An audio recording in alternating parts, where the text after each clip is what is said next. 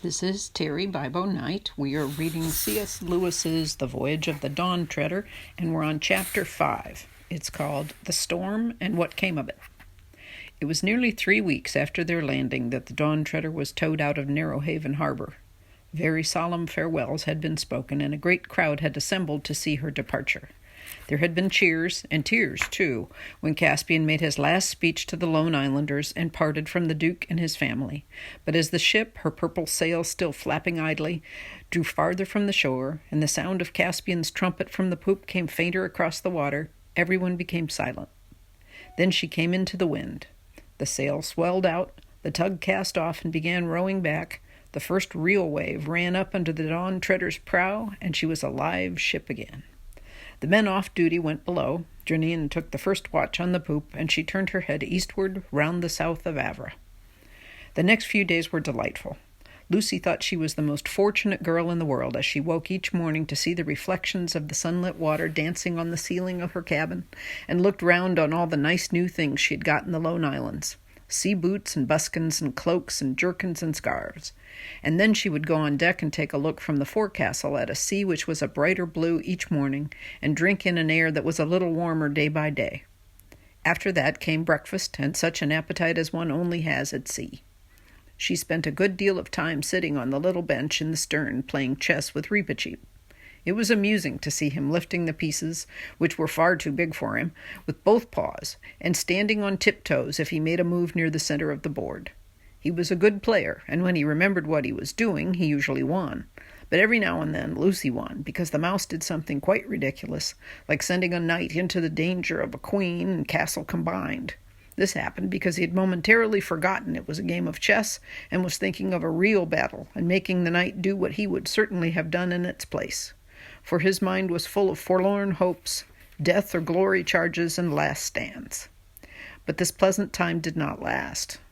There came an evening when Lucy, gazing idly astern at the long furrow or wake they were leaving behind them, saw a great rack of clouds building itself up in the west with amazing speed. Then a gap was torn in it, and a yellow sunset poured through the gap. All the waves behind them seemed to take on unusual shapes, and the sea was a drab or yellowish color like dirty canvas. The air grew cold. The ship seemed to move uneasily, as if she felt danger behind her. The sail would be flat and limp 1 minute and wildly full the next. While she was noticing these things and wondering at a sinister change which had come over the very noise of the wind, Drinian cried, "All hands on deck!" In a moment, everyone became frantically busy. The hatches were battened down, the galley fire was put out, men went aloft to reef the sail. Before they had finished, the storm struck them. It seemed to Lucy that a great valley in the sea opened just before their bows, and they reached down into it, deeper down than she would have believed possible. A great gray hill of water, far higher than the mast, rushed to meet them. It looked certain death, but they were tossed to the top of it. Then the ship seemed to spin around. A cataract of water poured over the deck. The poop and forecastle were like two islands with a fierce sea between them. Up aloft, the sailors were lying out along the yard, desperately trying to get control of the sail. A broken rope stood out sideways in the wind, as stiff and straight as if it were a poker. "Get below, ma'am," bawled Drinian, and Lucy, knowing that landsmen and landswomen are a nuisance to the crew, began to obey. It was not easy.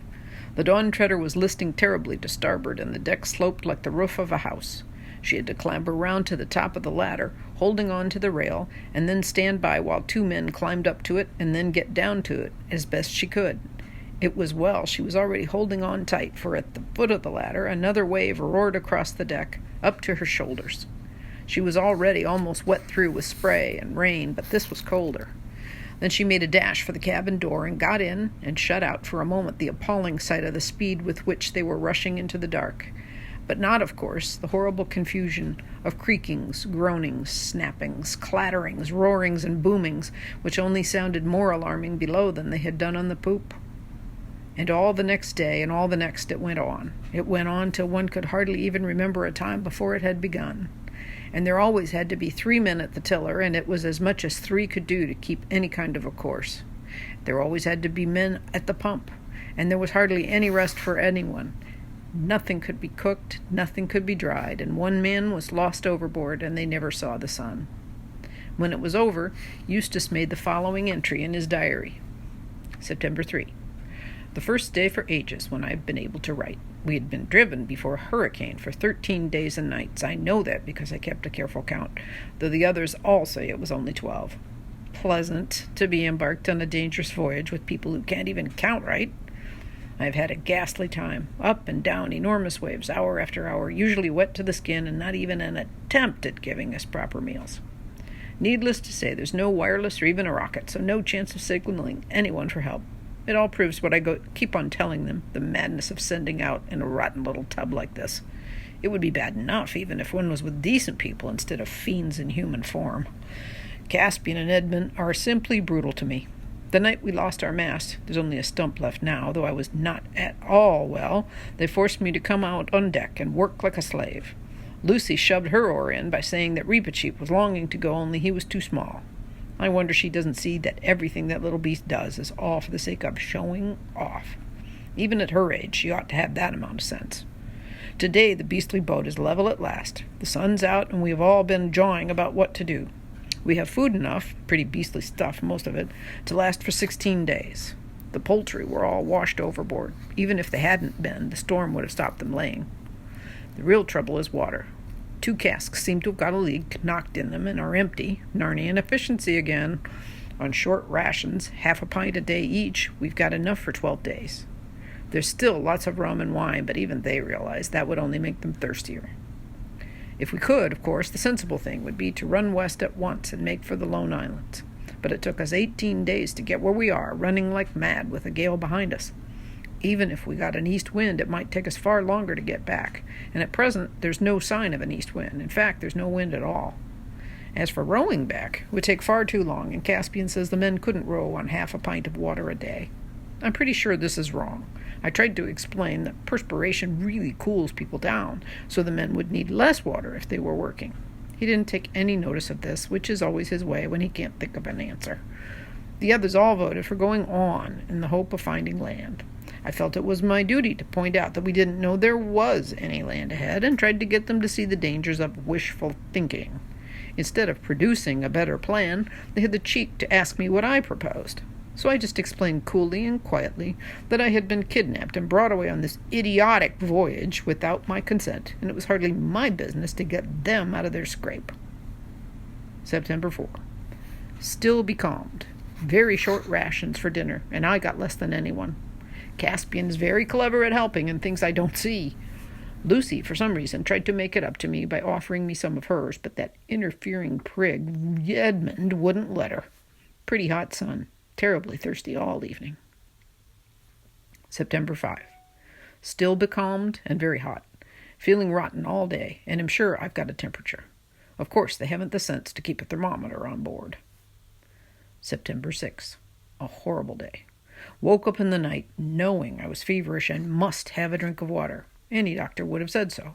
Heaven knows I'm the last person to try to get any unfair advantage, but I never dreamed this water rationing would be meant to apply to a sick man. In fact, I would have woken the others up and asked for some, only I thought it would be selfish to wake them. So I just got up and took my cup and tiptoed out of the black hole we sleep in, taking great care not to disturb Caspian and Edmund, for they've been sleeping badly since the heat in the short water began. I always try to consider others, whether they are nice to me or not. I got out all right, into the big room, if you can call it a room, where the rowing benches and the luggage are. The thing of water is at this end. All was going beautifully, but before I'd drawn a cupful, who should catch me but that little spy Reepicheep? I tried to explain what I was going on deck for a breath of air. The business about the water had nothing to do with him, and he asked me why I had a cup. He made such a noise that the whole ship was roused. They treated me scandalously. I asked, as I think anyone would have, why Reepicheep was sneaking about the water cask in the middle of the night. He said that as he was too small to be any use on deck, he did sentry over the water every night so that one more man could go to sleep. Now comes their rotten unfairness. They all believed him. Can you beat it? I had to apologize, or the dangerous little brute would have been at me with his sword. And then Caspian showed up to his true colors as a brutal tyrant and said out loud for everyone to hear that anyone found stealing water in future would get 2 dozen. I didn't know what this meant till Edmund explained it to me. It comes in the sort of books those Pevensie kids read. After this cowardly threat, Caspian changed his tune and started being patronizing. Said he was sorry for me, everyone felt just as feverish as I did, we must all make the best of it, etc., etc. Odious stuck-up prig. Stayed in bed all day today. September 7. A little wind today, but still from the west. Made a few miles eastward, which part of the sail set on what Drinian called the jury mast, that means the bowsprit set upright and tied, they call it lashed, to the stump of the real mast. Still terribly thirsty. September 8. Still sailing east. I stay in my bunk all day now and see no one except Lucy till the two fiends come to bed. Lucy gives me a little of her water ration. She says girls don't get as thirsty as boys. I had often thought this, but it ought to be more generally known at sea. September 9. Land in sight. A very high mountain a long way off to the southeast. September 10. The mountain is bigger and clearer, but still a long way off. Gulls again today for the first time since I don't know how long. September 11. Caught some fish, had them for dinner. Dropped anchor at about 7 p.m. in 3 fathoms of water in a bay of this mountainous island. That idiot Caspian wouldn't let us go ashore because it was getting dark, and he was afraid of savages and wild beasts. Extra water ration tonight. What awaited them on this island was going to concern Eustace more than anyone else, but it cannot be told in his words because after September 11th, he forgot about keeping his diary for a long time. When morning came, with a low gray sky but very hot, the adventurers found they were in a bay encircled by such cliffs and crags that it was like a Norwegian fjord. In front of them, at the head of the bay, there were some level land, heavily overgrown with trees that appeared to be cedars, through which a rapid stream came out. Beyond that was a steep ascent, ending in a jagged ridge, and behind that a vague darkness of mountains, which ran up into dull, colored clouds, so that you could not see their tops. The nearer cliffs at each side of the bay were streaked here and there with lines of white, which everyone knew to be waterfalls, though at that distance they did not show any movement or make any noise. Indeed, the whole place was very silent, and the water of the bay as smooth as glass. It reflected every detail of the cliffs. The scene would have been pretty in a picture, but was rather oppressive in real life. It was not a country that welcomed visitors. The whole ship's company went ashore in 2 boatloads, and everyone drank and washed deliciously in the river, and had a meal and a rest before Caspian sent 4 men back to the ship, and the day's work began. There was everything to be done. The casks must be brought ashore, and the faulty ones mended if possible, and all refilled. A tree, a pine if they could get it, must be felled and made into a new mast. Sails must be repaired. A hunting party organized to shoot any game the land might yield. Clothes to be washed and mended, and countless small breakages on board to be set right. For the Dawn Treader herself, and this was more obvious now that they saw her at a distance, could hardly be recognized as the same gallant ship which had left Narrowhaven. She looked a crippled, discolored hulk, which anyone might have taken for a wreck, and her officers and crew were no better, lean, pale, red-eyed from lack of sleep, and dressed in rags. As Eustace lay under a tree and heard all these plans being discussed, his heart sank. Was there going to be no rest? It looked as if their first day on the long foreland was going to be quite as hard as a day at sea. Then a delightful idea occurred to him. Nobody was looking. They were all chattering about their ship as if they actually liked the beastly thing. Why shouldn't he simply slip away? He would take a stroll inland, find a cool, airy place up in the mountains, have a good long sleep, and not rejoin the others till the day's work was over. He felt it would do him good. But he would take great care to keep the bay and the ship in sight so as to be sure of his way back. He wouldn't like to be left behind in this country. He at once put his plan into action. He rose quietly from his place and walked away among the trees, taking care to go slowly and in an aimless manner so that anyone who saw him would think he was merely stretching his legs. He was surprised to find how quickly the noise of conversation died away behind him, and how very silent and warm and dark green the wood became. Soon he felt he could venture on a quicker and more determined stride. This soon brought him out of the wood. The ground began sloping steeply up in front of him. The grass was dry and slippery, but manageable if he used his hands as well as his feet, and though he panted and mopped his forehead a good deal, he plugged away steadily. This showed, by the way, that his new life, little as he suspected it, had already done him some good. The old Eustace Harold and Alberta's Eustace, would have given up the climb after about 10 minutes. Slowly, and with several rests, he reached the ridge. Here he had expected to have a new view into the heart of the island, but the clouds had now come lower and nearer, and a sea of fog was rolling to meet him. He sat down and looked back. He was now so high that the bay looked small beneath him, and miles of sea were visible.